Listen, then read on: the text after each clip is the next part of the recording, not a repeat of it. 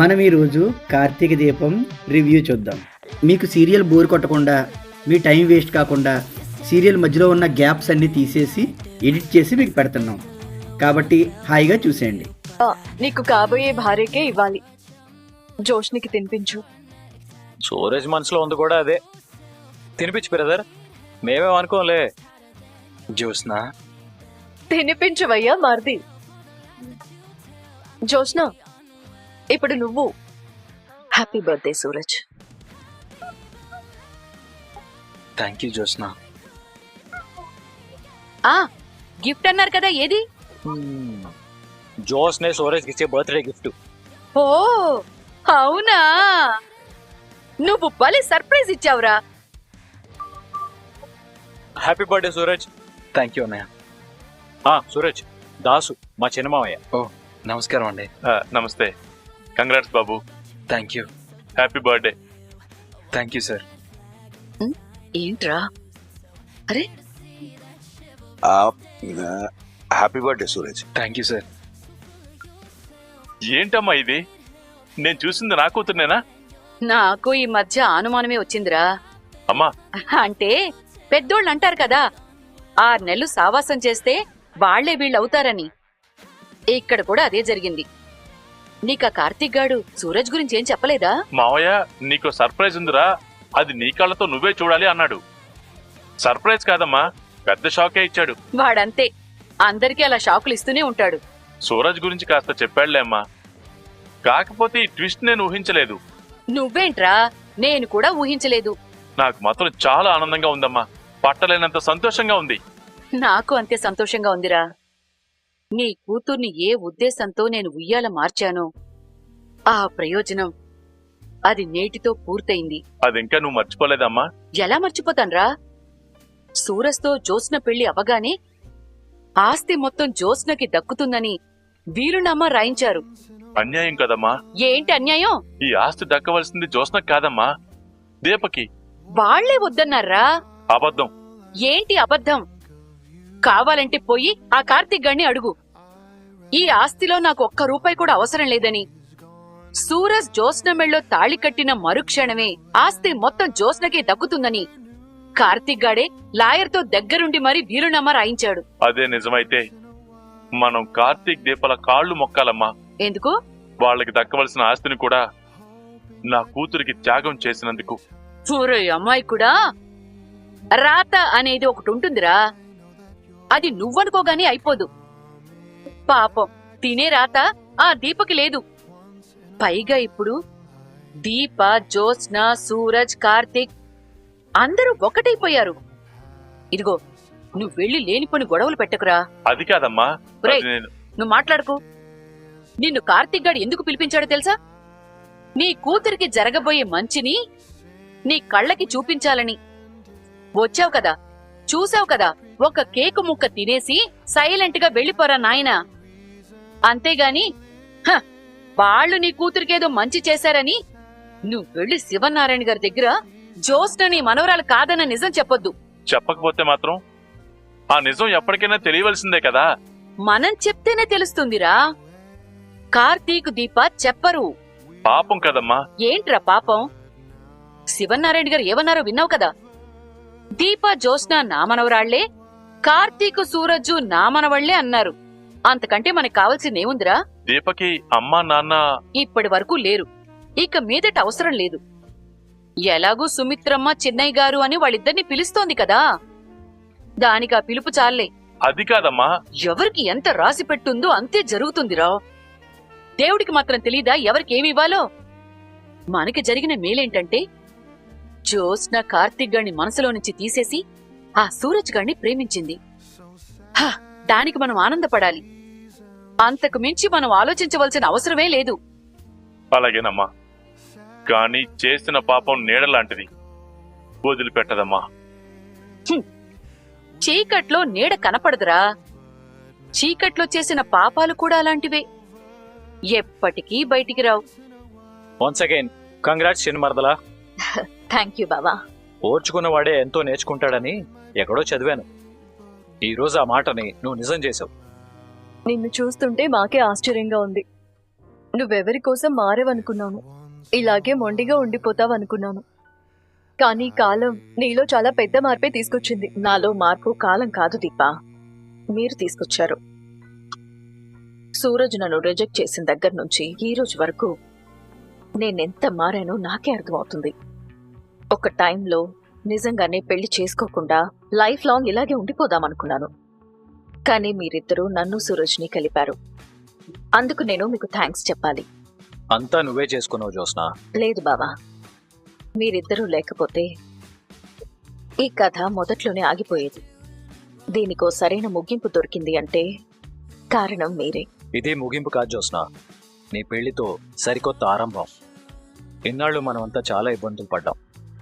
నీ పెళ్లితో అవన్నీ పోయినట్టే. అవునలుడు, ఇబ్బందులన్నీ పోయినట్టే. నాన్నా,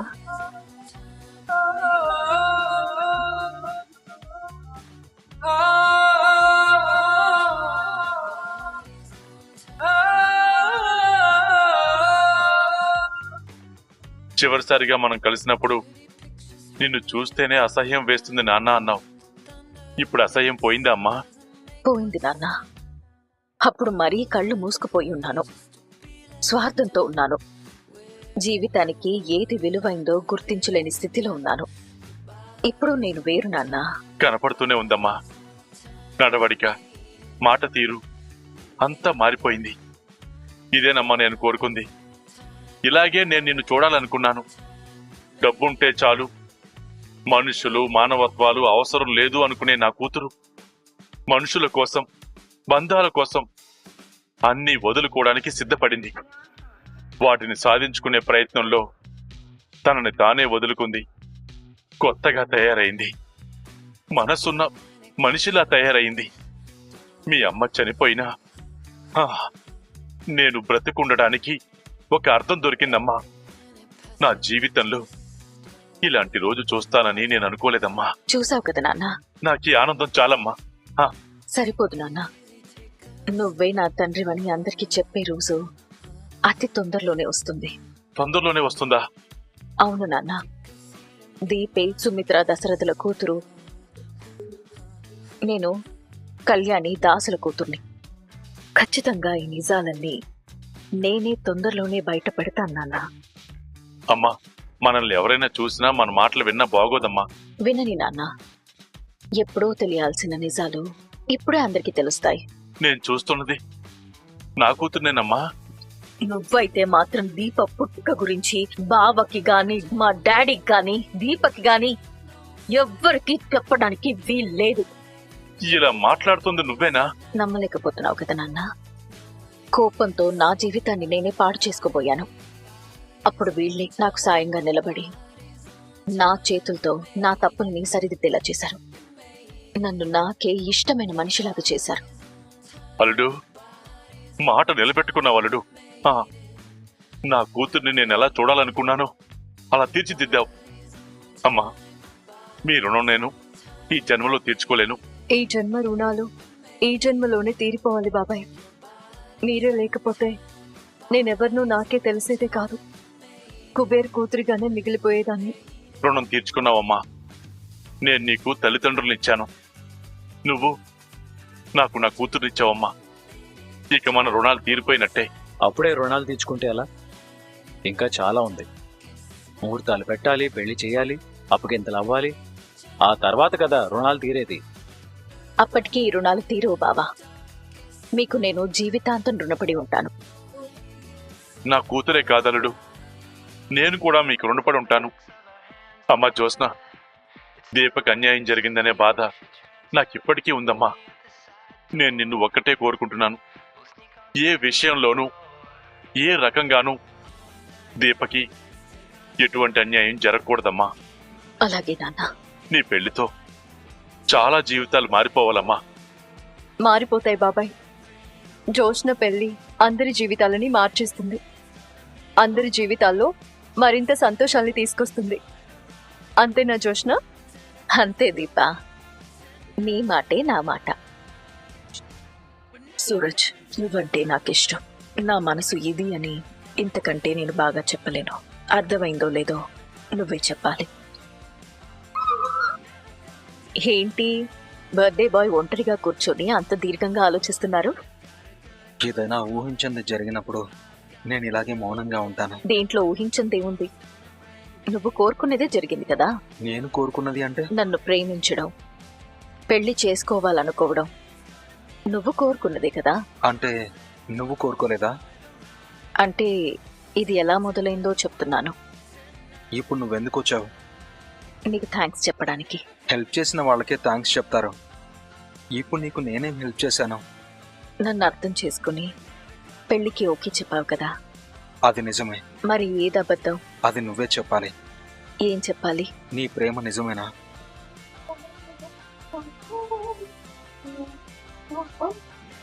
అడిగిన దానికి సమాధానం చెప్తావనుకుంటే ఏడుస్తున్నావా? నాకు ఇప్పుడే తెలిసింది ఏడుస్తున్నానని. ఇంత చిన్న మాటకే కళ్ళల్లో నీళ్లు తిరిగేంత సున్నితంగా మారిపోయావా? రాతి విగ్రహంలా ఉండే నీ మనసు గాజు బొమ్మలా అయిపోయిందా? నీ మాటలతో నీ చేతలతో ఎంతమందిని బాధ పెట్టుంటావు? ఎన్నిసార్లు బాధ పెట్టుంటావు? ఇంతకంటే కఠినమైన మాటలు వాడి మనసు నిలువునా చీల్చేసి ఉంటావు. అలాంటి జ్యోత్స్న నీ ప్రేమ నిజమేనా అన్న ఒక్క మాటకి మేఘం వర్షించినట్టు కన్నీళ్లు కురిపిస్తుందా? చాలా ఆశ్చర్యంగా ఉంది. నా మనసుని మేఘంలా మార్చేసిన నీకే ఇంత ఆశ్చర్యంగా ఉంటే, నీకోసం నాకు తెలియకుండా నేనే ఏడుస్తుంటే నాకెంత ఆశ్చర్యంగా ఉండాలి. నేను మార్చానా? అవును, నువ్వే మార్చావు. నన్ను మార్చడం మా గ్రానీ వల్ల అవ్వలేదు, మా మమ్మీ డాడీ వల్ల అవ్వలేదు, మా తాత వల్ల అవ్వలేదు, ఆఖరికి మా బావ వల్ల కూడా అవ్వలేదు.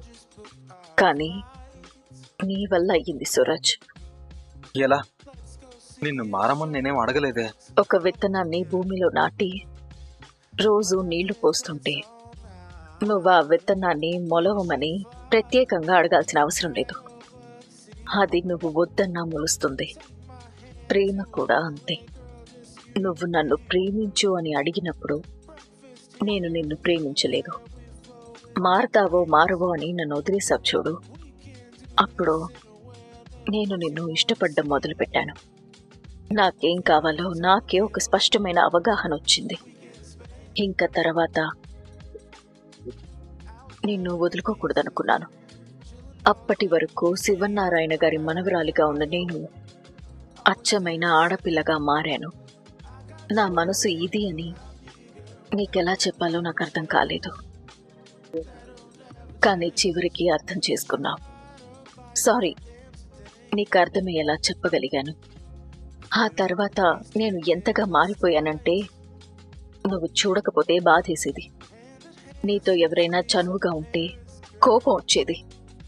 తెలియకుండానే నీ మీద నాకు ఆశలు పెరిగిపోయాయి. అవి నన్ను ఏ స్టేజ్కి తీసుకెళ్ళిపోయాయంటే నువ్వన్నట్టే రాతి విగ్రహంలా ఉండే నన్ను గాజు బొమ్మని చేసేశాయి. ఈ గాజు బొమ్మ ఎంత సున్నితం అయిపోయిందంటే దీన్ని ముక్కలు చేయాలంటే చేతలు అవసరం లేదు. పదునైన ఒక్క మాట చాలు. ఇంకా వివరంగా నీకర్థమయ్యేలా చెప్పాలంటే నీ ప్రేమకు నేను బానిసనైపోయాను. అసలు ప్రేమ అంటే ఏంటో తెలిసింది నీ వల్లే. నాకేం కావాలో తెలిసింది నీ వల్లే. అందుకే చెప్తున్నాను, నా మనసు నీ వశం అయిపోయింది. నీ ప్రేమకు బానిసైపోయింది. నాకంటూ నేనేం మిగల్లేదు. అంతా నువ్వే అయిపోయాను. నువ్వు లేవు అంటే నేనే లేను. నువ్వు లేవు అంటేనే కాదు, నువ్వు కాస్త దూరమైనా తట్టుకోలేను. నేను నిన్ను ఇంతలా ప్రేమిస్తుంటే మళ్ళీ ఏంట్రా నువ్వు నాకు పరీక్షలు పెడుతున్నావు? మళ్ళీ ఏంట్రా నువ్వు నాకు పరీక్షలు పెడుతున్నావు? మళ్ళీ పాస్ అవుతానో లేదో అనా? అలా అని కాదు జ్యోత్స్న. రక్తం ఏంటి? రక్తమా? నీ వేలికి రక్తం. అయ్యో, ఎలా తగిలింది? ఎందుకు? చిన్న గాయమే కదా. అరే, నీ ఒంట్లో నుంచి రక్తం బయటకు వస్తుంది సూరజ్. అది చిన్న డ్రాప్ అయినా సరే నేను చూడలేను. వెంటనే ఆపాలి. ఇలాంటి గాయాలు నన్ను బాధించవు జ్యోత్స్న. నన్ను బాధిస్తాయి. నువ్వింత సున్నితంగా ఉండడం మంచిది కాదేమో. అది నన్ను నువ్వు ప్రేమగా మార్చక ముందు ఆలోచించాల్సింది. తప్పేమన్నా చేశానా? నీ మనసుని అడుగు. మళ్ళీ కంట్లో నీళ్లు. గాయం చిన్నదే జోష్నా, నొప్పేం లేదు. దీనికి నువ్వింత బాధపడాల్సిన అవసరం లేదు. ఏదైనా మనకి తగిలితే నొప్పి, కానీ అది మనకి కావలసిన వాళ్ళకైతే వేదన. నాకు నొప్పి లేదని చెప్తున్నాను కదా. నాకు తెలుస్తుంది. నువ్వింక నా ప్రేమకి పరీక్షలు పెట్టడం మానే. ఇది ప్రేమే, వదులుకోలేని ప్రేమ. ఈ జన్మంతా నాతోనే ఉండాలని నేను కోరుకునే ప్రేమ. నువ్వు నా విషయంలో చేసే చిన్నపాటి నిర్లక్ష్యాన్ని కూడా తట్టుకోలేనంత సున్నితమైన ప్రేమ. దీని పుట్టక నాకు తెలీదు, కానీ ఇప్పుడు ఏ స్థాయిలో ఉందో అది మాత్రమే నేను చెప్పగలను. ఇక్కడితో ఈరోజు ఎపిసోడ్ ముగుస్తుంది. ఈ వీడియోపై మీ అభిప్రాయాన్ని కామెంట్ సెక్షన్లో తెలియజేయండి. మన వీడియోని తప్పకుండా లైక్ చేయండి. ఇప్పటివరకు మన ఛానల్ సబ్స్క్రైబ్ చేయకపోతే వెంటనే సబ్స్క్రైబ్ చేసుకొని బెల్ ఐకాన్ ఆన్లో పెట్టుకోండి.